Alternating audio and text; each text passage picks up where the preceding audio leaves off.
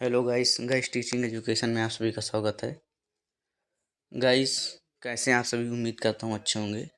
Guys आज हम बात करने जा रहे हैं डीएलएड सेकंड सेमेस्टर के पेपर थर्ड विज्ञान के बहुविकल्पीय प्रश्नों की। दोस्तों इसमें पहला क्वेश्चन है, सूर्य के प्रकाश को पृथ्वी तक आने में कितना समय लगता है? तो हमारे पास पहला ऑप्शन दोस्तों 6 मिनट, दूसरा ऑप्शन 3 घंटे और तीसरा ऑप्शन है दोस्तों 8 मिनट और चौथा ऑप्शन 2 घंटे 10 मिनट। तो यहाँ पर दोस्तों हमारा जो ऑप्शन हो जाएगा दोस्तों, कितने मिनट लगता है? 8 मिनट। सूर्य से के प्रकाश को पृथ्वी तक आने में 8 मिनट का समय लगता है।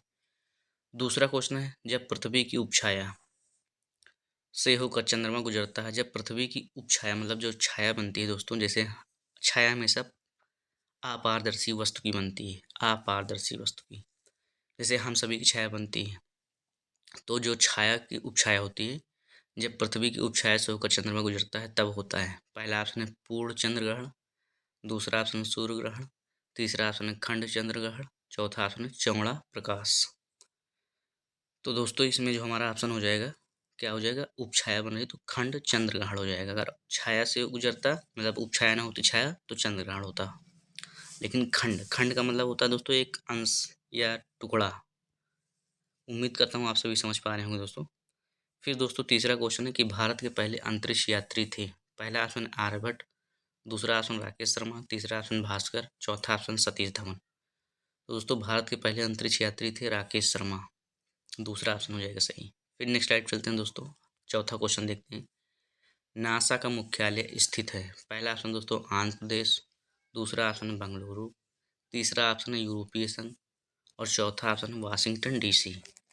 तो दोस्तों यहाँ पर जो नासा का मुख्यालय स्थित है, ये तो याद ही करना पड़ेगा आप सभी को, वाशिंगटन डीसी। फिर दोस्तों पांचवा क्वेश्चन है कि सूर्य का सबसे निकटतम ग्रह कौन सा है? तो दोस्तों पहला ऑप्शन है अरुण, दूसरा ऑप्शन है वरुण, तीसरा ऑप्शन है शनि, चौथा ऑप्शन है बुध। तो यहाँ पर दोस्तों सबसे निकट की बात की गई है, तो दोस्तों यहाँ पर हो जाएगा बुध। बुध शुक्र पृथ्वी मंगल, यहाँ से दोस्तों स्टार्टिंग होती है, मतलब क्रम है बुध शुक्र पृथ्वी मंगल।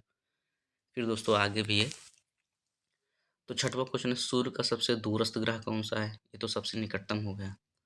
पहला ऑप्शन है वरुण, दूसरा ऑप्शन है शुक्र, तीसरा ऑप्शन है बृहस्पति, चौथा ऑप्शन मंगल। तो शुक्र तो होगा नहीं, बुध शुक्र पृथ्वी मंगल, बुध शुक्र पृथ्वी मंगल।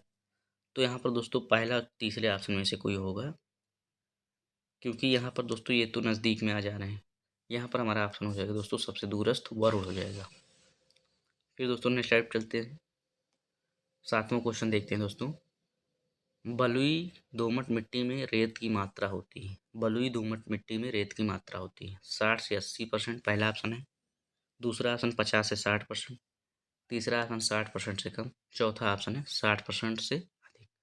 बलुई दोमट मिट्टी, बलुई मिट्टी आप सभी ने नाम सुना होगा दोस्तों। जब नया ट्यूबवेल की मतलब जो बोरिंग होती है, मतलब पानी निकलता है उसमें बालू निकलती है, तो ये बालू गई। तो बलुई दोमट मिट्टी में रेत जिसमें जो होती है कि मात्रा कितनी होती है? तो दोस्तों ये होती है 60 से 80%। फिर आठवां क्वेश्चन है, नियमित खाद के प्रयोग से होती है। पहला ऑप्शन है उपज की वृद्धि, मिट्टी की वृद्धि, फिर तीसरा ऑप्शन है पानी की वृद्धि, चौथा ऑप्शन इनमें से कोई नहीं। दोस्तों नियमित खाद के प्रयोग से मिट्टी की वृद्धि तो होगी नहीं भाई, मिट्टी में कोई वृद्धि नहीं हो सकती कि मिट्टी बढ़ती जा रही है 1 किलो, मतलब जो था उसमें और ऊंचाई हो गई। पानी की वृद्धि कैसे होगी दोस्तों? तो यहाँ पर हमारे पास ऑप्शन क्या बचा? पहला ऑप्शन बचा कि भाई उपज की वृद्धि होगी।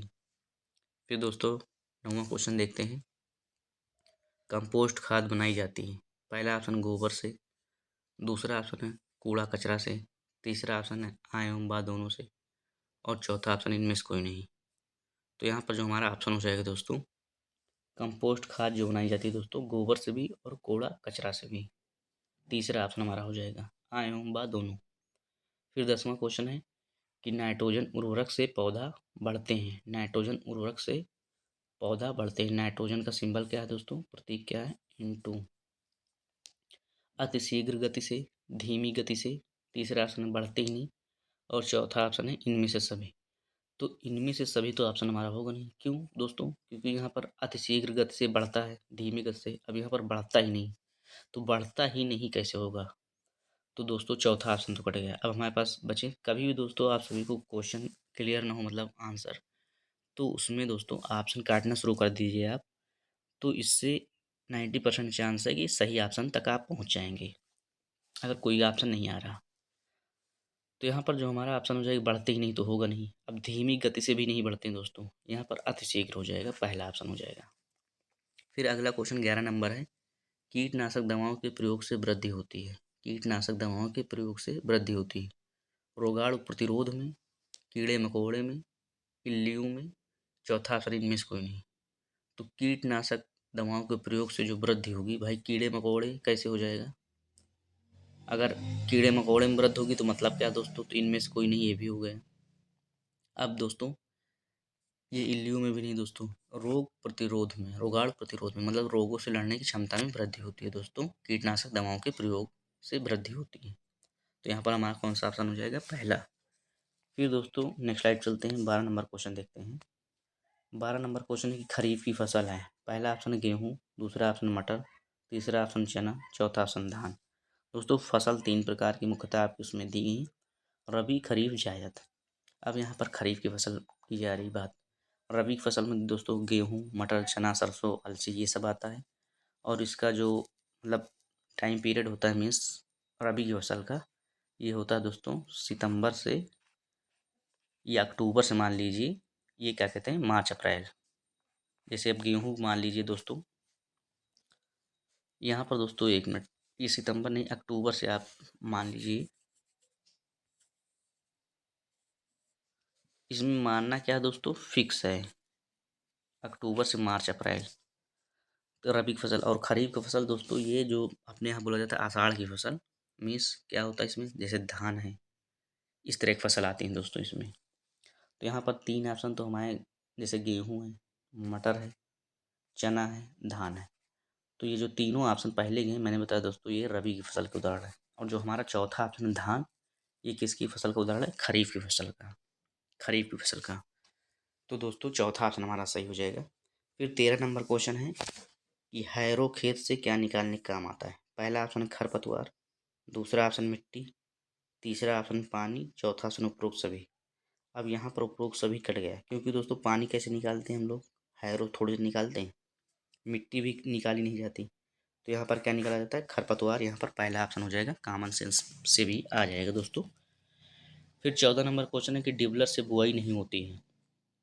पहला ऑप्शन गेहूँ की, दूसरा ऑप्शन चने की, तीसरा ऑप्शन धान की, चौथा ऑप्शन बाजरा की। तो डिबलर से बुआई किसकी नहीं होती दोस्तों? तो ये धान की बुआई नहीं होती, क्योंकि भाई गेहूँ बोया जाता है, चना बोया जाता है, बाजरा बोया जाता है, लेकिन धान आप सभी जानते होंगे दोस्तों, धान लगाया जाता है। धान लगाया जाता है मीन्स पहले बीज इसकी बेरन तैयार की जाती है, फिर उसके बाद इसकी बेरन को खेत में लगाया जाता है पानी भर के। हालांकि कुछ लोग बो भी देते हैं दोस्त, लेकिन ज़्यादातर लोग लगाते हैं, तो इसलिए तीसरा ऑप्शन हो जाएगा हमारा। 15 नंबर क्वेश्चन है कि सिंचाई की कटाऊ पानी विध है, विधा। तो पहला ऑप्शन आप्लावन या प्रवाह विधि, दूसरा ऑप्शन कुम्ण विधि, तीसरा ऑप्शन क्यारी विधि, कुआरी विधि दोस्तों क्यारी होगा, चौथा ऑप्शन छिटका विधि। प्रवाह का मतलब दोस्तों एक धारा में जब पानी बहता है। कुम्ण का विधि मतलब दोस्तों ये छोटे छोटे मतलब थोड़ा सा पानी ब्रेक, मतलब काटा गया, जैसे मान लीजिए नाली से पानी फिर ब्रेक कर दिया गया। क्यारी का मतलब क्या हुआ, जैसे आप सभी जानते होंगे, जो क्यारी होती है क्यारी के माध्यम से मीन्स नाली के माध्यम, नाली आप मान लीजिए लेकिन क्यारी चौड़ी होती है, उसके माध्यम से पानी दिया जा रहा। छिटका का मतलब जैसे दोस्तों जो दवा डाली जाती है, तो ये छिटका विधि हो गई। तो यहाँ पर हमारा जो पहला ऑप्शन हो जाएगा सिंचाई की कटाऊ पानी विधि है जो, ये क्या हो जाएगी? तो आप्लावन विधि, आप्लावन या प्रवाह विधि हो जाएगी, कुम्ण विधि नहीं होगी दोस्तों। फिर दोस्तों 16 नंबर क्वेश्चन की बल का सही मात्रक क्या होता है? पहला ऑप्शन न्यूटन, दूसरा ऑप्शन जूल, तीसरा ऑप्शन अर्ग, चौथा ऑप्शन है मीटर। तो दोस्तों बल के सही का मात्रक तो आप सभी जानते होंगे न्यूटन होता है। फिर एमकेएस पद्धति में कार्य का मात्रक क्या होता है? पहला ऑप्शन न्यूटन, दूसरा ऑप्शन जूल, तीसरा ऑप्शन मीटर, चौथा ऑप्शन न्यूटन प्लस मीटर। तो एमकेएस पद्धति में जो कार्य का मात्रक होता है दोस्तों वो क्या होता है? जूल। फिर दोस्तों नेक्स्ट स्लाइड चलते हैं। 18 नंबर क्वेश्चन है कि किसी वस्तु में गति के कारण कार्य करने की क्षमता को क्या कहते हैं? पहला ऑप्शन गतिज ऊर्जा, दूसरा ऑप्शन स्थितिज ऊर्जा, तीसरा ऑप्शन यांत्रिक ऊर्जा, चौथा ऑप्शन विद्युत ऊर्जा। तो किसी वस्तु में गति के कारण कार्य करने की जो क्षमता होती है उसे क्या कहते हैं दोस्तों, गतिज ऊर्जा। फिर दोस्तों चिमटा उदाहरण है। पहला ऑप्शन है प्रथम श्रेणी उत्तोलक का, दूसरा ऑप्शन द्वितीय श्रेणी उत्तोलक का, तीसरा ऑप्शन तृतीय श्रेणी उत्तोलक का, और चौथा ऑप्शन है एक मशीन का। तो मशीन का तो उदाहरण है नहीं भाई, चिमटा क्या कहते हैं, चिमटा। तो ये किस प्रकार का उत्तोलक उदाहरण है, तृतीय। उत्तोलक तीन प्रकार के बताए गए हैं दोस्तों, प्रथम, द्वितीय, तृतीय। फिर अगला क्वेश्चन 20 नंबर, पुनः प्राप्त करने वाली नवीकरणीय ऊर्जा का स्रोत क्या है। दोस्तों ऊर्जा दो प्रकार की, नवीकरणीय, अनवीकरणीय। अब दोस्तों मैंने ट्रिक पहले की वीडियो में बताई थी, आज भी बता देता हूँ। जैसे नवीकरणीय आया तो इधर असीमित हो जाएगा, अनवीकरणीय आया तो सीमित हो जाएगा। मीन्स इधर आ नहीं आया तो उधर आ लग जाएगा। एक ट्रिक है समझने की। नवीकरणीय का मतलब असीमित, असीमित का मतलब जो ऊर्जा समाप्त ना हो।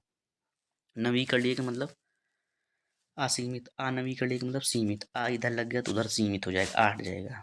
तो अब यहाँ पर आप खुद देख लीजिए कौन सी ऊर्जा कभी नहीं समाप्त होगी।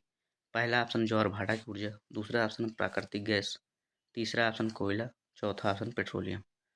दोस्तों कभी नहीं समाप्त होने वाली ऊर्जा तो कोई ज्वार भाटा की ऊर्जा है। कोयला भी समाप्त हो जाएगा, प्राकृतिक गैस भी समाप्त हो जाएगी, पेड़ पौधे खत्म हो जाएंगे, पेट्रोल तो खत्म ही हो जाएगा दोस्तों। उम्मीद करता हूँ दोस्तों आप सभी को क्वेश्चन समझ में आए होंगे दोस्तों। वीडियो को दोस्तों ज़्यादा से ज़्यादा शेयर कर दीजिएगा, चैनल को सब्सक्राइब कर दीजिएगा। आप सभी अपना ख्याल रखिएगा। थैंक यू दोस्तों, हम सभी नेक्स्ट क्लास मिलते हैं। थैंक यू आप सभी की